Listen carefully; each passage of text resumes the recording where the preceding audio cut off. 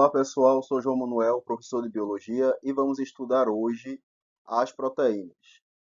As proteínas são biomoléculas fundamentais para a estrutura e o funcionamento dos seres vivos, sendo formadas por cadeias de aminoácidos ligadas por ligações peptídicas. Elas participam de praticamente todos os processos biológicos, atuando como enzimas, componentes estruturais, transportadores, hormônios e agentes de defesa. Dessa forma, o estudo das proteínas é essencial para compreender o metabolismo, a regulação celular e os mecanismos que sustentam a vida. Vamos embora estudar as proteínas.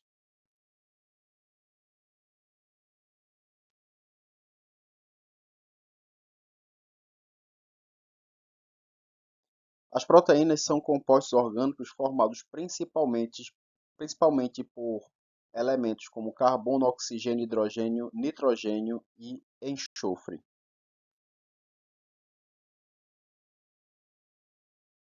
As proteínas possuem a função no nosso organismo do tipo estrutural, energética, defesa, enzimática e hormonal. Para estrutural, a gente vê que ela participa na membrana celular. Na energética, elas podem entrar no processo de produção de energia, só que elas são a última via para a produção de energia, tendo em vista que os carboidratos vêm primeiro, faltou carboidrato, vem lipídios, faltou lipídio, vem a proteína por último para a energia ser fornecida para o organismo com a degradação das proteínas, degradação dos músculos em si. Na defesa, há a produção de imunoglobulinas, que é composto por proteína. A enzimática, a gente tem as enzimas sendo produzidas e um exemplo dela é a pepsina, que vai digerir proteínas a nível de estômago. E a hormonal, a gente tem um exemplo aqui, que é a insulina, que participa do controle da glicose no sangue, diminuindo a concentração de glicose na corrente sanguínea.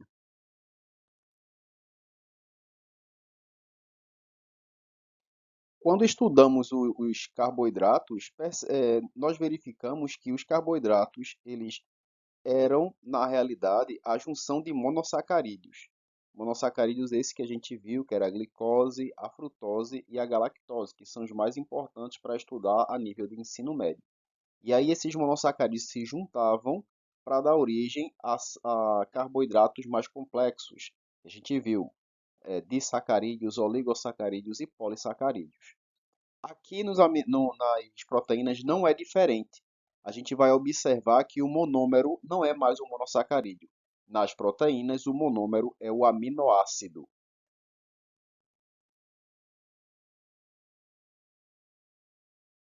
O nome aminoácido remete a duas características físico-químicas distintas. O amino, a característica química para ele, vai dar a ideia de basicidade, é uma ideia de reação básica, e o ácido vai dar a ideia de reação ácida. A gente vê, portanto, que esse amino, o grupamento amina, vai ter essa reação básica.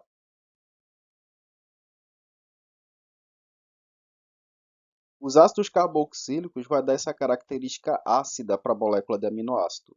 Percebemos, portanto, que ele tem na mesma molécula dois tipos de grupamentos como função orgânica. O grupamento amina, que dá a característica básica, e o grupamento ácido carboxílico, que dá a característica ácida. Como eles estão juntos na mesma molécula, no mesmo aminoácido, a gente diz que o aminoácido tem uma característica anfotérica, por ter tanto a característica básica quanto a característica ácida.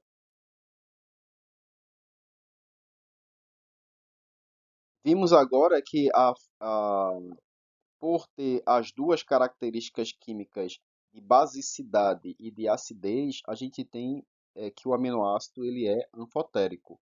E ele tem esse radical R aqui que podem ser substituídos por vários outros. E dependendo do radical que eu faça a substituição nesse aminoácido, eu vou ter um aminoácido distinto.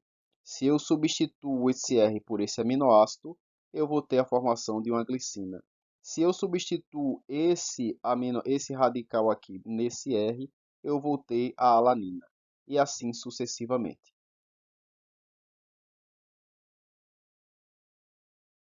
A reação de aminoácido vai ocorrer quando eu pegar um aminoácido e reagir com outro. Esse grupamento ácido vai reagir com o grupamento básico, dando origem a uma reação com a união de um aminoácido com outro. Esse tipo de reação aqui é uma reação que a gente vai liberar a molécula de água e, portanto, há uma desidratação. E a ligação que ocorre entre um aminoácido e outro, a gente vai chamar de ligação peptídica. Lembra que a gente falou da reação com os carboidratos?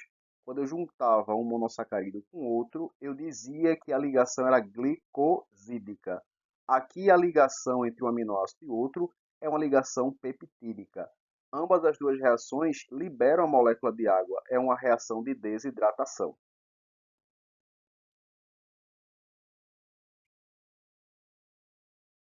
Aqui verificamos a proteína mais simples conhecida, que tem 51 aminoácidos, que é a insulina. O que é que a gente vai perceber aqui? Que existem vários aminoácidos que estão ligados por ligações peptídicas, liberando sempre a molécula de água no processo de ligação. E aí vai ter sempre uma desidratação. É importante você perceber que a posição dos aminoácidos ela é específica. Se eu troco a posição de aminoácido com outro, a proteína já será outra distinta. Aqui a gente percebe também que existem duas cadeias distintas para essa proteína, e elas são ligadas por ligação ponte de sulfeto.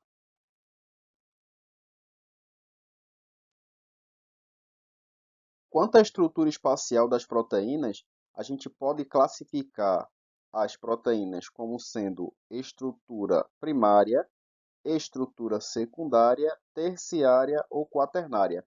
E aí a gente verifica que sempre há uma conformação diferencial de uma estrutura para outra.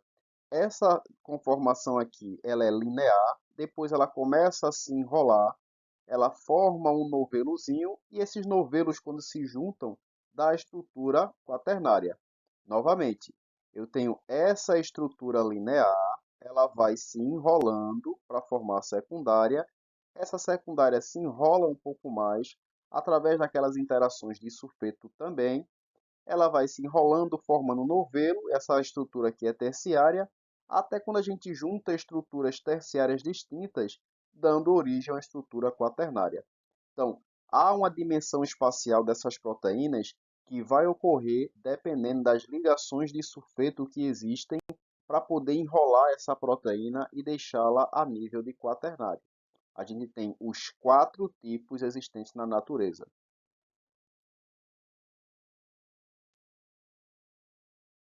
Bom, para proteínas conjugadas, a gente vai perceber que existe uma proteína específica, que é a poliproteína, que quando é conjugada com os lipídios, vai formar uma lipoproteína, chamada de quilomicron.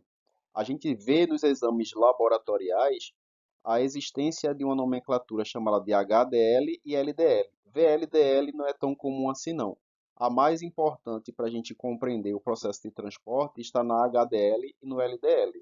Quando eu falo HDL é porque a deposição de lipídio dentro do vaso sanguíneo ela não é tão eficiente assim. Ou seja, o HDL, né, nessa forma de transporte HDL, o lipídio não é liberado com tanta facilidade assim nos vasos sanguíneos.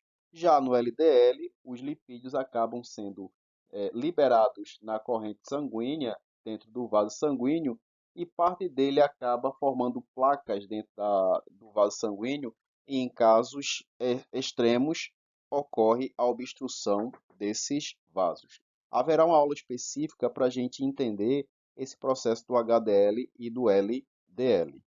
Bom, isso aqui é a aula de proteína, para a gente entender como é que se formam as proteínas e suas funções específicas.